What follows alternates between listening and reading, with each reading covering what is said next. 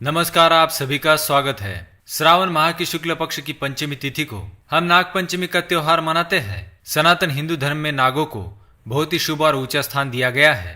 शिव जी गले में वासुकी नाग को धारण करते हैं और भगवान विष्णु शेष नाग पर विराजमान है। नाग देवता की मदद से ही समुद्र मंथन सफल हो पाया था। इसी कारण हिंदुओं में नागों की पूजा की जाती है, उन्हें प्रसाद चढ़ाया जाता है और उन्हें अत्यंत शुभ माना जाता है। नागों के देवता भगवान शिव को माना जाता है, इसलिए शिव जी के साथ ही उनके नाक पर भी जल और फूल चढ़ाए जाते हैं। माना जाता है कि इससे सर्पदोष से मुक्ति मिलती है। आज हम आपको नाग पंचमी की कथा सुनाने जा रहे हैं, जो गरुड़ पुराण में बताई गई है। एक समय की बात है, एक गांव में एक औरत दूध बेचा करती थी। उसकी एक ही पुत्री थी जो बहुत ही संस्कारी और सरल स्वभाव की थी। उसकी माँ का नियम था कि वह रोज दूध उबाल कर और उसे ठंडा करके अपने घर के आंगन में रखती थी और घंटी बजाती थी, और फिर जितने भी सर्प होते थे वो दूध पी लेते थे। उसने अपनी बेटी से कहा था, ये सर्प ही तुम्हारे भाई है, अगर मैं न रहूं तो तुम अपने भाइयों को याद कर लेना। कुछ समय बाद जब उसकी बेटी बड़ी हो जाती है और उसकी शादी एक बहुत बड़े खानदान में होती है। जिस गांव में उसकी शादी होती है उस गांव के मुखिया के 7 बेटे थे। उनके सबसे छोटे बेटे के साथ इसका विवाह हो जाता है। 7 बहुओं में छोटी बहू सबसे ज्यादा संस्कारी थी। उससे बाकी की बहुएं ताना मारती थी कि तेरा तो इस दुनिया में कोई नहीं। एक माँ थी और वो भी मर गई। ऐसा सुनकर भी वो किसी से कुछ भी नहीं कहती थी। अब श्रावण का महीना चालू हुआ था। सारी बहुएं बहुत ही खुश थी।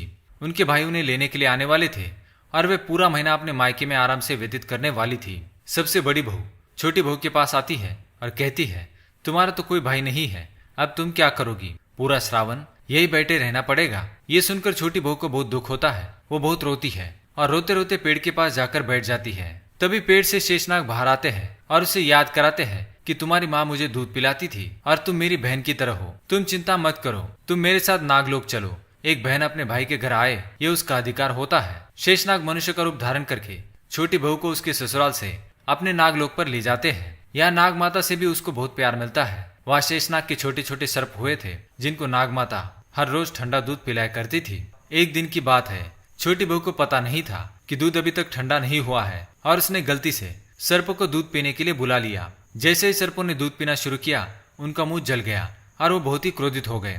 वो छोटी बहू को डसना चाहते थे, पर नाग माता के समझाने पर उन्होंने छोटी बहू को छोड़ दिया और शेषनाग उन्हें अपने ससुराल छोड़ने आए, इस वादे के साथ कि अगले श्रावण वो फिर आएंगे। इधर छोटे सर्प भी बड़े हो गए थे, पर वो छोटी बहू से बदला लेना चाहते थे।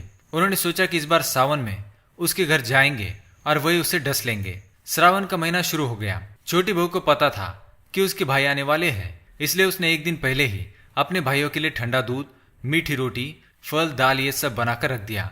उसने अपने भाइयों के स्वागत के लिए घर के बाहर सर्प रंगोली बनाई और जैसे वो आए उन पर सुगंधित पुष्पों की वर्षा की। उन्हें कुमकुम का तिलक किया, फिर उन्हें ठंडा दूध, मीठी रोटी और फल खिलाए और अपनी गलती के लिए माफी मांगी। उसके बाद सर्प भाइयों को विश्वास हो गया कि उनका मुंह छोटी बहू से गलती से जल गया था, इसलिए सभी ने खुश होकर छोटी बहू को एक बहुत ही सुंदर मोतियों का हार दिया और वचन भी दिया कि जो भी तुम्हारी तरह प्रेम से ठंडा दूध पिलाएगा, हम उसे सर्प दोष से मुक्त करेंगे। तब से श्रावण माह की शुक्ल पक्ष की पंचमी तिथि को नाग पंचमी का त्योहार मनाया जाता है, जिससे सारी औरतें नाग देवता को भाई मानकर उनके लिए ठंडा दूध, मीठी रोटी, फल फूल आदि से उनकी पूजा करती है। तो दोस्तों, ये थी नाग पंचमी की कथा।